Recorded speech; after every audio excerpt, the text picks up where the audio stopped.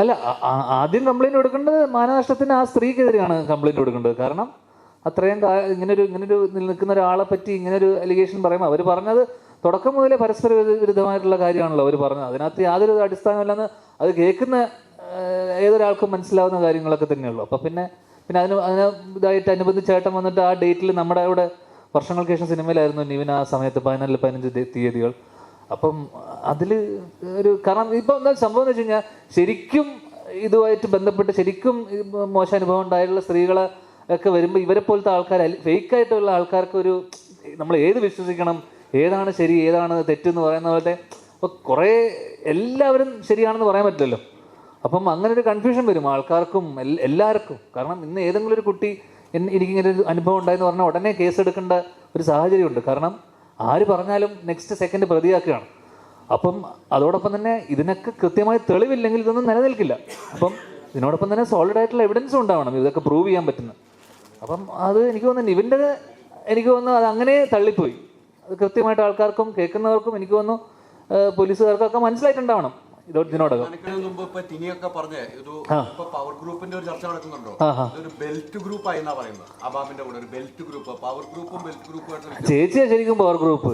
ഇവിടെ എത്ര ആർട്ടിസ്റ്റിനെ കൊണ്ട് ഇരുത്തിയിട്ട് ഇത്രയും ആർട്ടിസ്റ്റുകൾ പറയുന്നത് പടമുണ്ട്. അടുത്ത കാലത്ത് 2020 മിനി 2020 അങ്ങനെ നോക്കും അല്ലേ.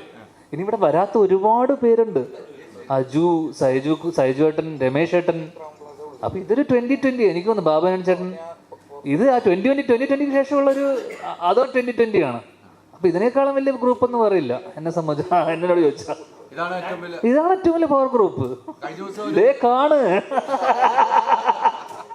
കഴിഞ്ഞ ദിവസം ഇനാഗ്രൽ ഷോ പറഞ്ഞു പവർ ഗ്രൂപ്പ് ഞാനാണ്, ഞാൻ നയിക്കുന്ന പവർ ഗ്രൂപ്പ് ഉള്ളതെന്നാ പറഞ്ഞു. അതൊക്കെ എങ്ങനെ കേട്ട് ഞാൻ പറഞ്ഞത് അങ്ങനെയല്ല. ഞാൻ പറഞ്ഞതെന്ന് വെച്ച് കഴിഞ്ഞാൽ ഇപ്പൊ കഴിഞ്ഞ കുറച്ച് വർഷമായിട്ട് ഏറ്റവും കൂടുതൽ സിനിമ ചെയ്യുന്ന എണ്ണം നോക്കുമ്പോൾ ഏറ്റവും കൂടുതൽ സിനിമ ചെയ്യുന്ന ഞാനാണ്. അങ്ങനെ നോക്കുമ്പോൾ ഇപ്പം ബാബുവേട്ടനെ പറ്റി, കാരണം ബാബുവേട്ടനെ പറ്റിയൊക്കെ കുറേ ഇത് വന്നല്ലോ. അപ്പം എന്ന് വെച്ചാൽ ഇവർ അവസരം ഇല്ലാതാക്കുന്നു എന്ന് പറയുന്നുണ്ടല്ലോ. അപ്പം ബാബുവേട്ടനൊക്കെ എൻ്റെ അറിവിൽ ഞാൻ വല്ലപ്പോഴും ബാബുവേട്ടനെ വിളിച്ചിട്ടുണ്ട്.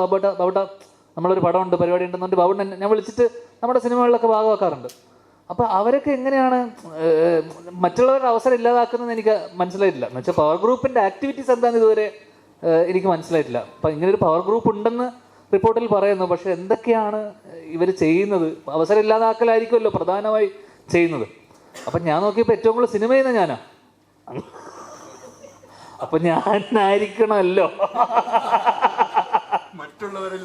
അപ്പോൾ അതെ, അങ്ങനെ നോക്കുമ്പോൾ ഞാനായിരിക്കണം അവസരം ഇല്ലാതാക്കുന്ന ഒരാൾ. അപ്പം ഞാൻ വെറുതെ ഒരു തമാശ രൂപേണ പറഞ്ഞതാണ്. കാരണം അങ്ങനെ ഒരു ഗ്രൂപ്പ് ഉണ്ടെന്ന് നമുക്ക് ഹേമ കമ്മിറ്റി റിപ്പോർട്ടിൽ പറഞ്ഞിരിക്കുന്ന പല കാര്യങ്ങളിലും സത്യാവസ്ഥയുണ്ട്. അവർ അനുഭവിച്ച ദുരനുഭവങ്ങളൊക്കെ തന്നെയായിരിക്കും അതിൽ പറഞ്ഞിട്ടുള്ളത്. പക്ഷേ ചില കാര്യങ്ങളോട് നമുക്ക് കേട്ട കാര്യങ്ങളോട് നമുക്ക് യോജിപ്പുള്ള കാര്യങ്ങളൊന്നായിരുന്നു ഈ പവർ ഗ്രൂപ്പ്.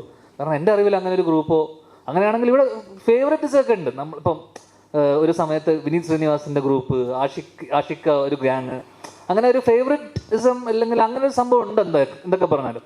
അല്ലാതെ അതിൻ്റെ മുകളിലൊരു പവർ ഗ്രൂപ്പ് എന്ന് പറഞ്ഞൊരു സാധനമൊന്നും ഇത്രയും കാലം എൻ്റെ എനിക്ക് മനസ്സിലായ സംഭവം എന്ന് വെച്ചാൽ ഈ പവർ ഗ്രൂപ്പിൽ ചിലപ്പോൾ നമ്മളും ഉണ്ടാവാം. നമ്മൾ പോലും അറിയാതെ ചിലപ്പോൾ നമ്മൾ മറ്റുള്ളവരെ ഇപ്പോൾ ഞാനും ധ്യാനും ഫ്രണ്ട്സാണ്. അപ്പം ഞാൻ പടം ചെയ്യുമ്പോൾ ധ്യാൻ മതി, അപ്പൊ അവിടെ വേറൊരാളുടെ അവസരം പോകും. അപ്പൊ നമ്മൾ പരമാവധി എന്താന്ന് വെച്ചാൽ കൺസിഡർ ചെയ്യുക എല്ലാവരും. അത്രേ ഉള്ളൂ. അതിനപ്പുറം അതിനൊരു ഗ്രൂപ്പിസ് ഒക്കെ നമ്മൾ ആദ്യമേ പറയുമല്ലോ, belt, Trivandrum belt, Kochi belt, മറ്റേ ബെൽറ്റ് എന്നൊക്കെ പറയണ പോലെ അത് ഇഷ്ടമുള്ള ആൾക്കാർ. ഇപ്പൊ നെപ്പോ കിഡ്സിനെ വെച്ചിട്ടാണ് ഏട്ടൻ വർഷങ്ങൾക്ക് ശേഷം ചെയ്തത്. എന്ന് വെച്ചാൽ എല്ലാ മക്കളും ബിബിൻ ജോർജിനൊക്കെ വിളിക്കായിരുന്നു ധ്യാന്റെ ക്യാരക്ടർ ചെയ്യാൻ. അല്ലെ ബിബിനെ? അതിന്റെ അച്ഛന്റെ പേര് ഇല്ല, നീ കൂട്ടാൻ പറ്റില്ല. അപ്പൊ ഞാൻ പറഞ്ഞ ആ രീതിയിൽ വിനീത് ശ്രീനിവാസൻ പവർ ഗ്രൂപ്പിൽ അംഗമല്ലേ അങ്ങനെ പറഞ്ഞു വരുമ്പോ അല്ലേ? എന്ന് വെച്ച് കഴിഞ്ഞാൽ പുള്ളിയുടെ കുറച്ച് ആൾക്കാരെ വെച്ചിട്ട് ഗ്രൂപ്പിസ് എന്നും ഉണ്ടല്ലോ, എന്നും നിലനിൽക്കുന്ന എന്നാണ്. പക്ഷെ എനിക്ക് അപ്പോഴും മനസ്സിലാവാതെ പോയ ഒരു ടേം ഈ പവർ ഗ്രൂപ്പാണ്. എന്താണ് പവർ ഗ്രൂപ്പ് എന്ന് പറഞ്ഞൊരു ഇതുകൊണ്ട് അവർ ഉദ്ദേശിച്ചതെന്ന് നമുക്ക് മനസ്സിലായിട്ടില്ല. അപ്പൊ അത് എനിക്ക് തോന്നുന്നു അവിടെ തന്നെയുള്ള പലരും പറഞ്ഞ കാര്യങ്ങളായിരിക്കും ഇങ്ങനെ ഒരു ഗ്രൂപ്പ് ഉണ്ടെന്നും. ധ്യാനെ ഒരു പ്രാവശ്യം രാജിവെച്ചാണ് വീണ്ടും രാജിവെപ്പിക്കല്ലേ പറഞ്ഞു കമ്മിറ്റിയിലുണ്ടായിരുന്നല്ലേ? അതെ, നല്ലല്ലേ?